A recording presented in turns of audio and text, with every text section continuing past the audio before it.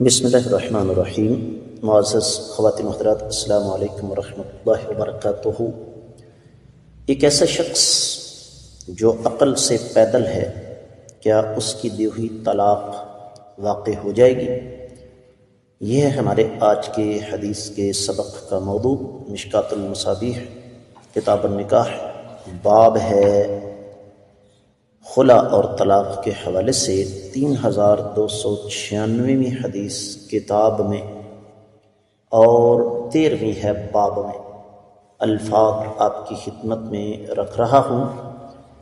وعن ابی ہریرہ رضی اللہ تعالی عنہ قال قال رسول اللہ صلی اللہ علیہ وسلم كل طلاق جائز الا طلاق المعتوه والمغلوب على عقله رواه الترمذی وقال هذا حدیث غریب وعطاء بن عجلان الراوی ضعیف ذاہب الحدیث۔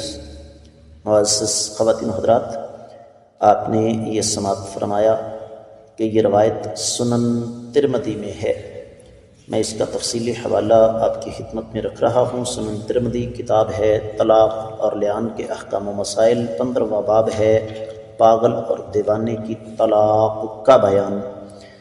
میں آگے بڑھنے سے قبل آپ کو بتا دوں کہ اس حدیث کی سند میں جس طرح کے آپ کو اندازہ ہو گیا کہ اس میں عطاء بن عجلان ایک راوی ہے، عطاء بن عجلان، اور یہ راوی حدیث کو بھول جانے والا ہے۔ یہی وجہ ہے کہ اس کو متروک الحدیث کہا ہے۔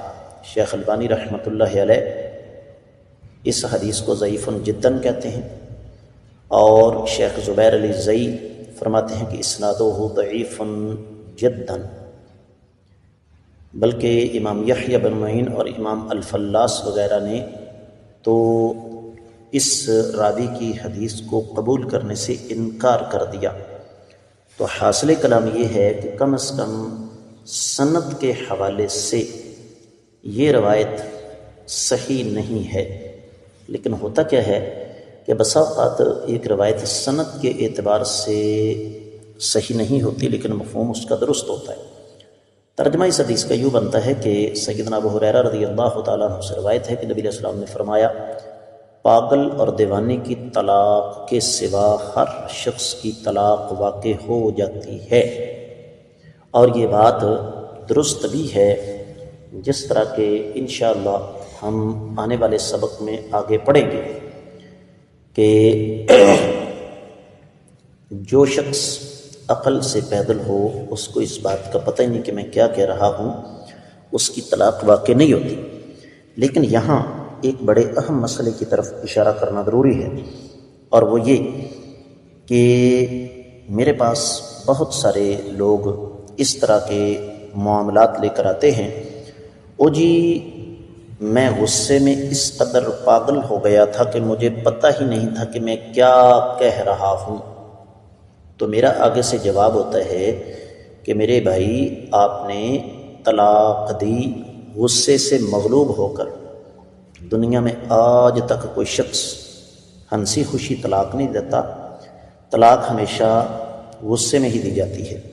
دوسری بات یہ ہے کہ اگر آپ غصے میں اتنے ہی پاگل تھے کہ آپ کو پتہ ہی نہیں تھا، تو پھر آپ نے کپڑے اتار کر بابا کاواں والا بن کے سڑک پر اپنے تماشے کا آغاز کیوں نہیں کیا؟